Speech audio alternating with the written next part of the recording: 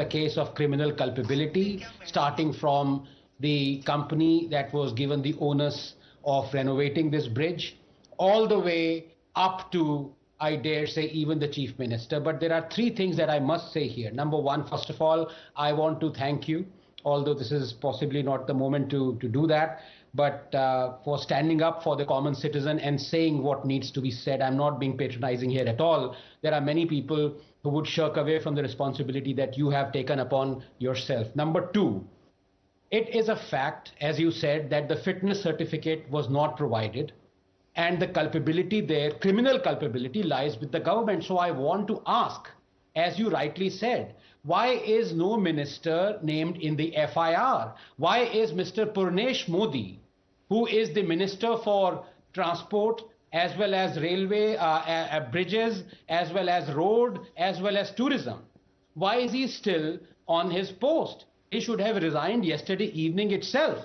Remember, it was Narendra Modi who had publicly praised Lal Bahadur Shastri when he had resigned as a railway minister after one incident where 140 people were dead, and emulating Lal Bahadur Shastri, the NDA railway minister, Mr. Suresh Prabhu, had also resigned after two very quick incidents of railway mishaps that happened in Uttar Pradesh. So I want to ask, why is no Gujarat minister?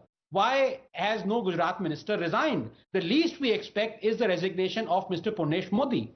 Number two, as you correctly said, the fitness certificates were not given. How on earth was this bridge even being operated? How?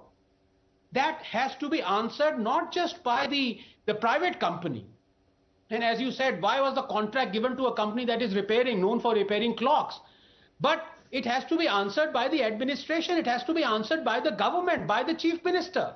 And number three, I don't want to politicize this, but I have to say this, if at all someone can be accused of politicizing this, let me take you back to 2013 Kolkata bridge collapse, where immediately the Kolkata administration, when it said it was an act of God, it was the current Prime Minister Narendra Modi who said it was not an act of God, Didi, it was an act of fraud. And if you remember 2016, that was just on the eve of the West Bengal elections, and it was Mr. Narendra Modi who called Mamata government shameless and said that God has shown the way of what happens if Mamata is elected. So obviously such accidents have been politicized in the past, and it has come back to haunt the BJP. And final point, let me say this.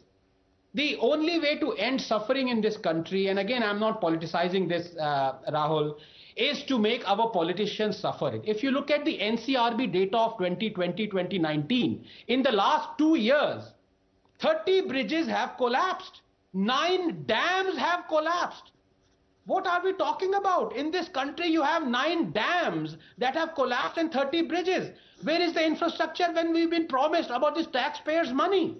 So unless we shore up, the citizens shore up and demand accountability right from the top, I'm afraid nothing's going to change. But here in the least, I want my good friend Shazia Ilmi to demand the resignation of at least Mr. Purnesh Modi, who is the minister here.